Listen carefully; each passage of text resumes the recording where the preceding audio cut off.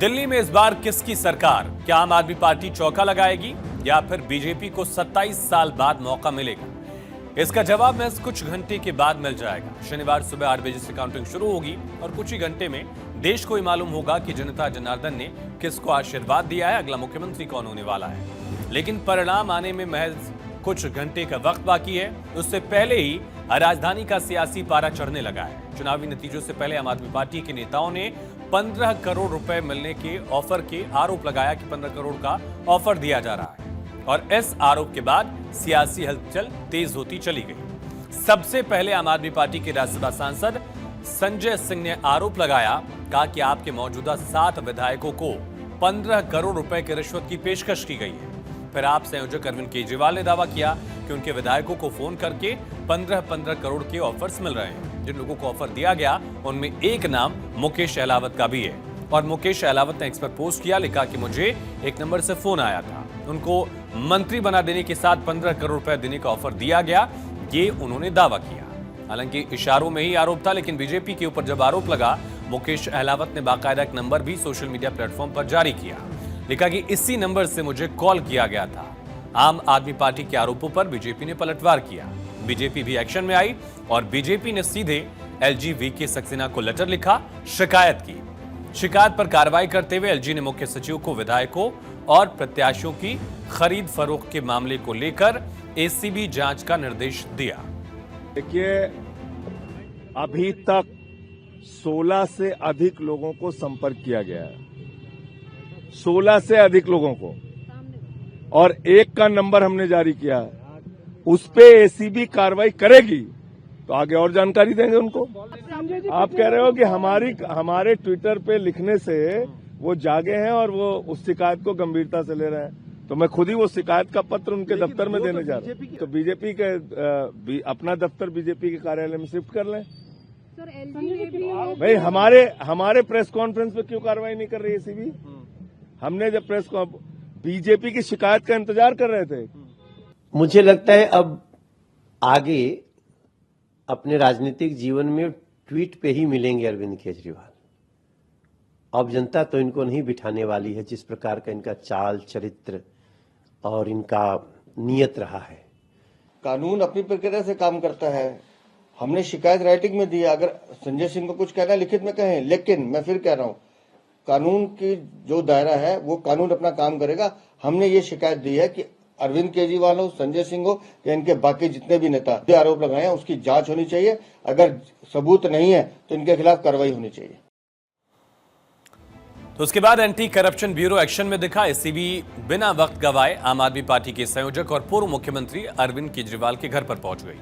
करीब 1.5 घंटे तक एसीबी की टीम अरविंद केजरीवाल के घर के पास रही। हालांकि बिना पूछताछ के ये टीम वापस भी चली गई। एक नोटिस दिया गया है।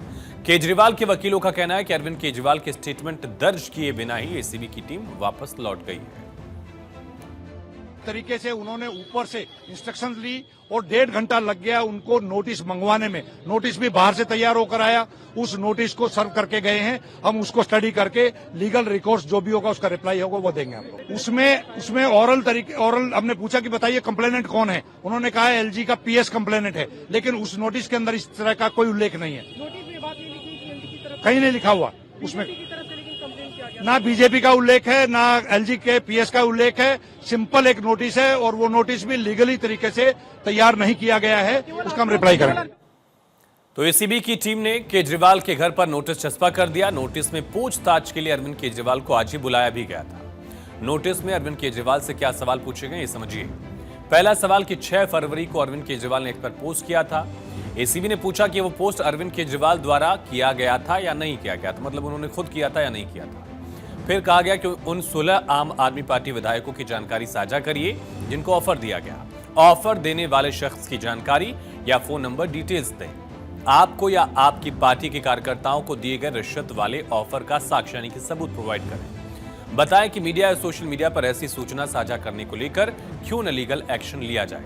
ये अहम सवाल पूछे गए हैं और कुल मिलाकर अगर आप देखेंगे तो काउंटिंग से पहले ही दिल्ली की सियासत का पारा बढ़ता चला जा रहा है।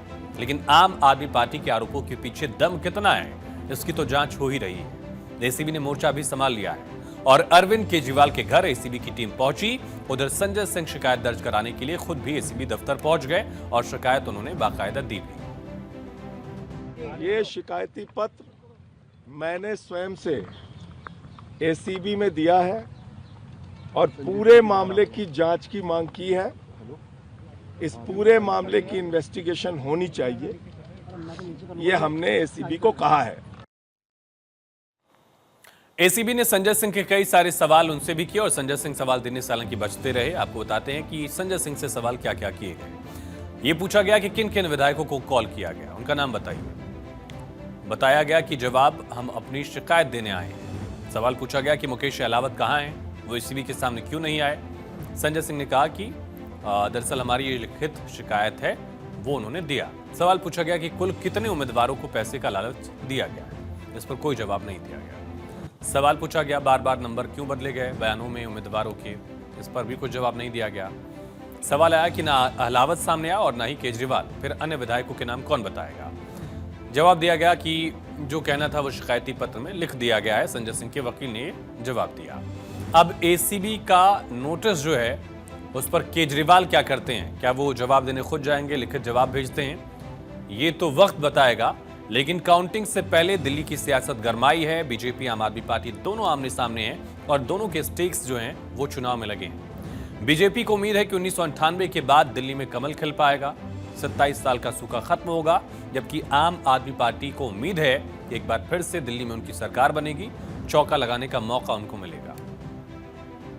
आज अरविंद केजरीवाल जी के नेतृत्व में आम आदमी पार्टी के सभी जो उम्मीदवार थे उनकी बैठक हुई है। बैठक में ये सभी उम्मीदवारों ने जो अपनी रिपोर्ट दी है वो रिपोर्ट साफ साफ बता रही है दिल्ली के अंदर आम आदमी पार्टी 50 से ज्यादा सीटों पर कन्फर्म जीत हासिल करने जा रही है।